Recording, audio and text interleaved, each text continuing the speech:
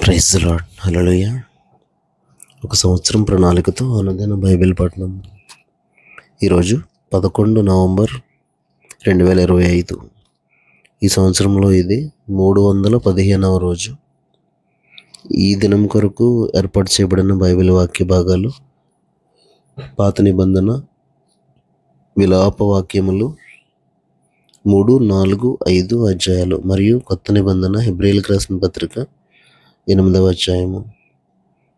మొదటిగా పాత నిబంధన విలాప వాక్యములు 3వ అధ్యాయము. నేను ఆయన ఆగ్రహ దండము చేత బాధను అనుభవించిన నరుడను. ఆయన కటిక చీకటిలోనికి దారితీసి దానిలో నన్ను నడిపించుచున్నాడు. మాటి మాటికి దినమెల్లా ఆయన నన్ను దెబ్బలు కొట్టుచున్నాడు. ఆయన నా మాంసమును నా చర్మమును క్షీణింపజేయుచున్నాడు. నా ఎముకలను విరగ్గొట్టుచున్నాడు. నాకు అడ్డంగా కంచె వేసి ఉన్నాడు. విషమును మాచిపత్రిని నా చుట్టూ మొలిపించి ఉన్నాడు. పూర్వకాలమున చనిపోయిన వారు నివసించినట్లు ఆయన చీకటి గల స్థలములలో నన్ను నివసింపజేసి ఉన్నాడు. ఆయన నా చుట్టూ కంచె వేసి ఉన్నాడు. నేను బయలు వెళ్ళకుండానట్లు బరువైన సంఖ్యలో నాకు వేసి ఉన్నాడు. నేను బతిమాలి మొరలిడినను నా ప్రార్థన వినబడకుండా తన చెవి మూసుకుని ఉన్నాడు. ఆయన నా మార్గములకు అడ్డముగా చెక్కుడు రాళ్ళు కట్టి ఉన్నాడు. నేను పోజాలకుండా నా త్రోవలను కట్టివేసి ఉన్నాడు. నా ప్రాణమునకు ఆయన పొంచి ఉన్న ఎలుగుబంటి వలె ఉన్నాడు. చాటైన చోటుల్లో నుండి సింహం వలె ఉన్నాడు. నాకు త్రోవ లేకుండా చేసి నా అవయవములను విడదీసి ఉన్నాడు. నాకు దిక్కు లేకుండా చేసి ఉన్నాడు. విల్లు ఎక్కుపెట్టి బాణమునకు గురిగా ఆయన నన్ను నిలవబెట్టి ఉన్నాడు. తన అంబుల పొదిలోని బాణములన్నీ ఆయన నా ఆంత్రముల గుండా దూసిపోజేసను. నా వారికందరికీ నేను అపహాస్యాస్పదముగా ఉన్నాను. దినమెల్లా వారు పాడునట్టి పాటలకు నేను ఆస్పదుడనైతిని. చేదు వస్తువులు ఆయన నాకు తినిపించెను. మాచిపత్రి ద్రావకము చేత నన్ను మత్తునిగా చేశాను. రాళ్ల చేత నా పండ్లు ఊడగొట్టెను. బుగ్గిలో నన్ను పొర్లించాను. నెమ్మదికిని నాకును ఆయన బహుదూరం చేసి ఉన్నాడు. మేలు ఎట్టిదో నేను మరిచి ఉన్నాను. నాకు బలము ఉడిగాను అనుకొంటిని. యెహోవా యందు నాకిక ఆశలు లేవనుకొంటిని. నా శ్రమను నా దురవస్థను నేను త్రాగిన మాచిపత్రిని చేదును జ్ఞాపకం చేసుకొనుము. ఎడతెగక నా ఆత్మ వాటిని జ్ఞాపకం చేసుకుని నాలో కృంగి ఉన్నది. అది నీకింకనూ జ్ఞాపకం ఉన్నది కదా. నేను దీన్ని జ్ఞాపకం చేసుకొనగా నాకు ఆశ పుట్టుచున్నది. యెహోవా కృపగలవాడు, ఆయన వాత్సల్యత ఎడతెగక నిలుచున్నది కనుక మనము నిర్మూలము కాకున్న వారము. అనుదినము నూతనముగా ఆయనకు వాత్సల్యత పుట్టుచున్నది. నీవు ఎంతైనా నమ్మదగిన వాడవు, యెహోవా నా భాగమని నేను అనుకొనుచున్నాను. ఆయన యందు నేను నమ్మిక ఉంచుకొనుచున్నాను. తన్ను ఆశ్రయించు వారి ఎడల యెహోవా దయాళుడు. తన్ను వెదుకు వారి ఎడల ఆయన దయచూపువాడు. నరులు ఆశ కలిగి యెహోవా అనుగ్రహించు రక్షణ కొరకు ఓపికతో కనిపెట్టడం మంచిది. యవ్వన కాలమున కాడి మోయుట నరునికి మేలు. అతని మీద దానిని మోపినవాడు యెహోవాయే గనుక అతడు ఒంటరిగా కూర్చుండి మౌనముగా ఉండవలెను. నిరీక్షణ ఆధారం కలుగునేమో అని అతడు బూడిదలో మూతి పెట్టుకొనవలెను. అతడు తన్ను కొట్టువాని తట్టు తన చెంపను త్రిప్పవలెను. అతడు నిందతో నింపబడవలెను. ప్రభువు సర్వకాలము విడనాడడు. ఆయన బాధ పెట్టినను తన కృపా సమృద్ధిని బట్టి జాలిపడను. హృదయపూర్వకముగా ఆయన నరులకు విచారమునైనను బాధనైనను కలుగజేయడు. దేశమునందు చెరపట్టబడిన వారినందరినీ కాళ్ళక్రింద తొక్కుటయు, మహోన్నతుని సన్నిధిని నరులకు న్యాయము తొలగించుటయు, ఒకనితో వ్యాజ్యమాడి వానిని పాడు చేయుటయు ప్రభువు మెచ్చు కార్యములు కావు. ప్రభువు సెలవు లేనిది మాట ఇచ్చి నెరవేర్చగలవాడెవడు? మహోన్నతుడైన దేవుని నోట నుండి కీడును మేలును బయలువేలను గదా. సజీవులు ఏల మూలుగుదురు, నరులు తమ పాపశిక్షను బట్టి ఏల మూలుగుదురు. మన మార్గములను పరిశోధించి తెలుసుకొని మనము యెహోవా తట్టు తిరుగుదము. ఆకాశమందున్న దేవుని తట్టు మన హృదయమును మన చేతులను ఎత్తికొందము. మేము తిరుగుబాటు చేసిన వారము, ద్రోహులము, నీవు మమ్మను క్షమింపలేదు. కోపం ధరించుకొనిన వాడవై నీవు మమ్మను తరుముచున్నావు. దయతలచక మమ్మను చంపుచున్నావు. మా ప్రార్థన నీ యొద్ద చేరకుండా నీవు మేఘము చేత నిన్ను కప్పుకొని ఉన్నావు. జనముల మధ్య మమ్మను మస్టుగాను చెత్తగాను పెట్టి ఉన్నావు. మా శత్రువులందరూ మమ్మను చూచి ఎగతాళి చేసెదరు. భయమును, గుంటయు, పాడును, నాశనమును మాకు తటస్థించినవి. నా జనులకు కలిగిన నాశనమును నేను చూడగా నా కన్నీరు ఏరులై పారుచున్నది. యెహోవా దృష్టి ఉంచి ఆకాశము నుండి చూచు వరకు నా కన్నీరు ఎడతెగక కారుచుండును. నా పట్టణపు కుమార్తెలందరినీ చూచుచు నేను దుఃఖాక్రాంతుడనైతిని. ఒకడు పక్షిని తరుమునట్లు శత్రువులు నిర్నిమిత్తముగా నన్ను వెనువెంట తరుముదురు. వారు చెరసాల్లో నా ప్రాణం తీసివేసిరి, నా పైన రాయి ఉంచిరి. నీళ్లు నా తల మీదుగా పారెను, నాశనమైతినని నేను అనుకుంటుని. యెహోవా, అగాధమైన బందీగృహముల నుండి నేను నీ నామమును బట్టి మొరలెడగా నీవు నా శబ్దం ఆలకించితివి. సహాయం కొరకు నేను మొరపెట్టగా చెవిని మూసుకొనుకుము. నేను నీకు మొరలిడిన దినమున నీవు నా యొద్దకు వచ్చితివి. భయపడకుమి అని నీవు చెప్పితివి. ప్రభువా, నీవు నా ప్రాణ విషయమైన వ్యాజ్యములను వాదించితివి, నా జీవమును విమోచించితివి. యెహోవా, నాకు కలిగిన అన్యాయము నీవు చూచి ఉన్నావు. నా వ్యాజ్యము తీర్చుము. పగ తీర్చుకొనవలనని వారు నా మీద చేయు ఆలోచనలన్నీ నీవెరగదువు. యెహోవా, వారి దూషణయు వారు నా మీద చేయు ఆలోచనలన్నిటినీ, నా మీదకి లేచిన వారు పలుకు మాటలను, దినమెల్లా వారు నా మీద చేయు ఆలోచనయు నీవు విని ఉన్నావు. వారు కూర్చుండుటను, వారు లేచుటను నీవు కనిపెట్టుము. నేను వారి పాటలకు ఆస్పదమైతిని. యెహోవా, వారి చేతి క్రియను బట్టి నీవు వారికి ప్రతీకారం చేయుదువు. వారికి హృదయ కాఠిన్యమునిత్తువు, వారిని శపించుదువు. నీవు కోపావేశుడవై వారిని తరిమి యెహోవా యొక్క ఆకాశం క్రింద నుండకుండా వారిని నశింపజేయుదువు. విలాపవాక్యములు 4వ అధ్యాయము. బంగారం ఎట్లు మందగిలినది, మేలిమి బంగారం ఎట్లు మార్చబడినది. ప్రతి వీధి మొగను ప్రతిష్ఠితమైన రాళ్ళు పారవేయబడి ఉన్నవి. మేలిమి బంగారంతో పోల్చదగిన సియోను ప్రియ కుమారులు ఎట్లు కుమ్మరి చేసిన మంటి కొండలుగా ఎంచబడుచున్నారు. నక్కలైనను చన్నిచ్చి తమ పిల్లలకు పాలిచ్చను. నా జనుల కుమారి ఎడారిలోని ఉష్ట్రపక్షుల వలె క్రూరాలయను. దప్పిచేత చంటిపిల్ల నాలుక వాని అంగిటికి అంటుకొనును. పసిపిల్లలు అన్నమడుగుదురు, ఎవడునూ వారికి పెట్టడు. సుకుమార భోజనం చేయువారు దిక్కులేక వీధుల్లో పడి ఉన్నారు.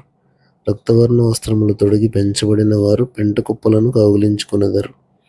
నా జనుల కుమారి చేసిన దోషము సుధమ పాపము కంటే అధికము. ఎవరునూ దాని మీద చెయ్యి వేయకుండానే నిమిషములో ఆ పట్టణము పాడు చేయబడెను. దాని ఘనులు హిమము కన్నా శుద్ధమైన వారు, వారి పాలు కంటే తెల్లని వారు.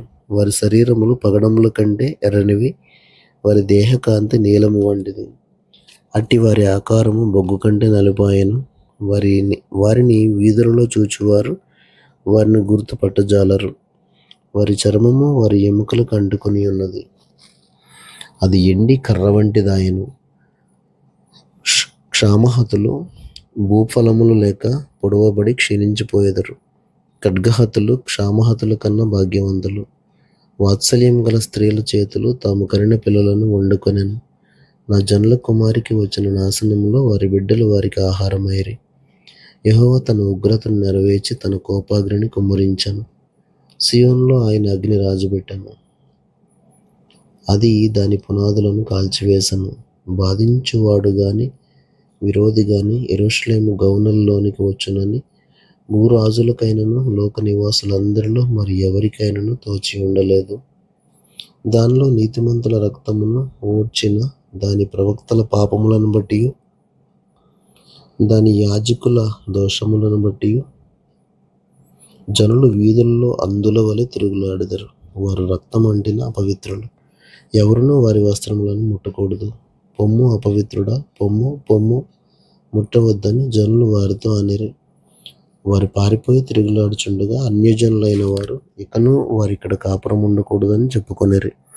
యెహోవా సన్నిధిని వారిని చెదరగొట్టెను, ఆయన ఇక మీదట వారిని లక్ష్యపెట్టడు. యాజకుల ఎడల జనులు గౌరవం చూపకపోయిరి, పెద్దల మీద దయ చూపకపోయిరి. వ్యర్థ సహాయం కొరకు మేము కనిపెట్టుచుండగా మా కన్నులు క్షీణించుచున్నవి. మేము కనిపెట్టుచు రక్షింపలేని జనము కొరకు ఎదురుచూచుచుండిమి. రాజవీధుల్లో మేము నడవకుండునట్టు విరోధులు మా జాడలను బట్టి వెంటాడుదురు. మా అంత్యదశ సమీపమాయెను. మా దినములు తీరిపోయినవి. మా అంత్యదశ వచ్చేయున్నది. మమ్మను తరుమువారు ఆకాశమున ఎగురు పక్షిరాజుల కన్నా వడిగలవారు. పర్వతముల మీద వారు మమ్మను తరుముదురు. అరణ్యమందు మా కొరకు పొంచియుందురు. మాకు రాసిక రంధ్రములు ఊపిరి వంటివాడు యెహోవా చేత అభిషేకం నొందినవాడు. వారు త్రవ్విన గుంటలలో పట్టబడను. అతని నీడ క్రిందను అన్యజనుల మధ్యను బ్రతికెదమని మేము అనుకున్నవాడు పట్టబడను. ఊజు దేశంలో నివసించు ఎదోము కుమారి, సంతోషించుము, ఉత్సహించుము. ఈ గిన్నెలోనిది త్రాగుట నీ పాలవును.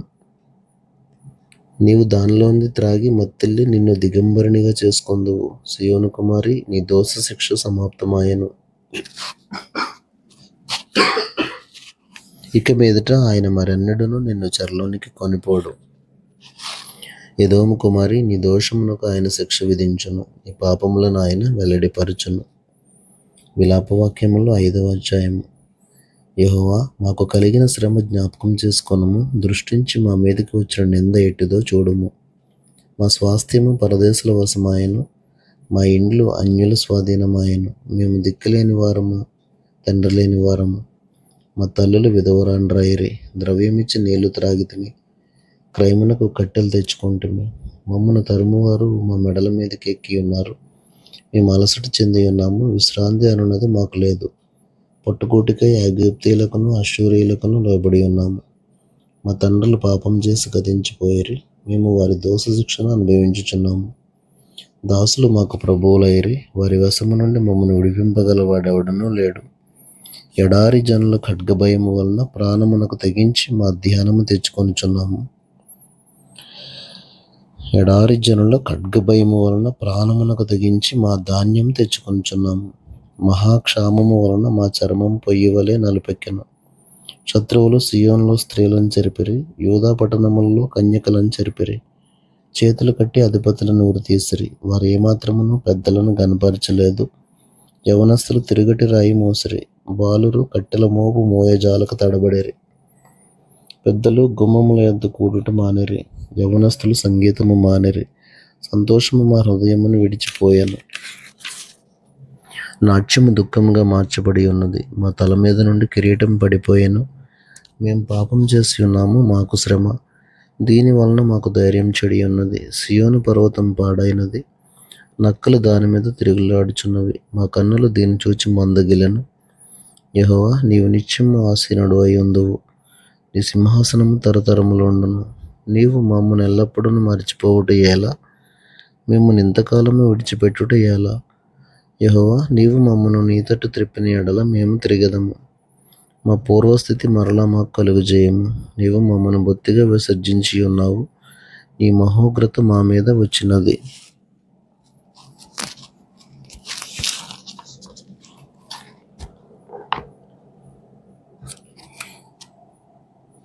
క్రొత్త నిబంధన. అపోస్తలుడైన పౌలు హెబ్రీయులకు రాసిన పత్రిక 8వ అధ్యాయము 13 వచనాలు.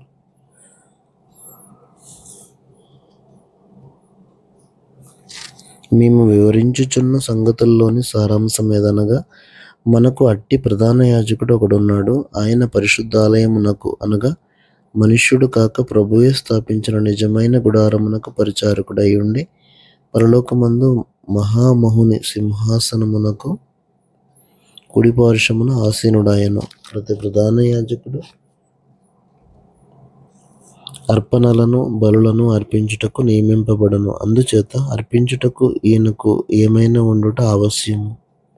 ధర్మశాస్త్ర ప్రకారము అర్పణలు అర్పించేవారున్నారు గనుక ఈయన భూమి మీద ఉన్న ఎడల యాజకుడై ఉండడు. మోషే గుడారం అమర్చబోయినప్పుడు కొండ మీద నీకు చూపబడిన మాదిరి చొప్పున సమస్తమును చేయుటకు జాగ్రత్త పడము అని దేవుని చేత హెచ్చరింపబడిన ప్రకారము ఈ యాజకులు పరలోక సంబంధమగు వస్తువుల ఛాయారూపకమైన గుడారమునందు సేవ చేయుదురు. ఈయన అయితే ఇప్పుడు మరి ఎక్కువైన వాగ్దానములను బట్టి నియమింపబడిన మరి ఎక్కువైన నిబంధనకు మధ్యవర్తి అయి ఉన్నాడు గనుక మరీ శ్రేష్టమైన సేవకత్వం పొంది ఉన్నాడు. ఏలయనగా ఆ మొదటి నిబంధన లోపం లేనిదైతే రెండవ దానికి అవకాశం ఉండనేరదు. అయితే ఆయన ఆక్షేపించి వారితో ఈలాగు చెప్పుచున్నాడు. ప్రభువు ఇట్లనెను, ఇదిగో ఒక కాలం వచ్చుచున్నది, అప్పట్లో ఇశ్రాయేలు ఇంటి వారితోనూ యూదా ఇంటి వారితోనూ నేను క్రొత్త నిబంధన చేయుదును. అది నేను ఐగుప్తు దేశంలో నుండి వీరి పితరులను వెలుపలికి రప్పించుటకై వారిని చెయ్యి పట్టుకున్న దినమున వారితో నేను చేసిన నిబంధన వంటిది కాదు. ఏమనగా వారు నా నిబంధనలో నిలవలేదు గనుక నేను వారిని అలక్ష్యం చేసేదనని ప్రభువు చెప్పుచున్నాడు. ఆ దినములైన తరువాత ఇశ్రాయేలు ఇంటి వారితో నేను చేయబో నిబంధన వారి మనస్సులో నా ధర్మ విధులను ఉంచుదను, వారి హృదయముల మీద వాటిని వ్రాయదును. నేను వారికి దేవుడనై ఉందును, వారు నాకు ప్రజలై ఉందురు. వారిలో ఎవడునూ ప్రభువును తెలుసుకొనుడని తన పట్టణస్థునికైనను తన సహోదరునికైనను ఉపదేశం చేయడు. వారిలో చిన్నలు మొదలుకొని పెద్దల వరకు అందరూ నన్ను తెలుసుకొందురు. నేను వారి దోషముల విషయమై దయ కలిగి వారి పాపములను ఇకను ఎన్నడను జ్ఞాపకం చేసుకొననని ప్రభువు సెలవిచ్చుచున్నాడు. ఆయన క్రొత్త నిబంధన అని చెప్పుట చేత మొదటిది పాతదిగా చేసి ఉన్నాడు. ఏది పాతగిలి ఉడిగిపోవునో అది అదృశ్యమగుటకు సిద్ధముగా ఉన్నది. దేవుడు తన పరిశుద్ధ వాక్యమును మన వినికిడిలో దీవించును గాక. ఆమేన్.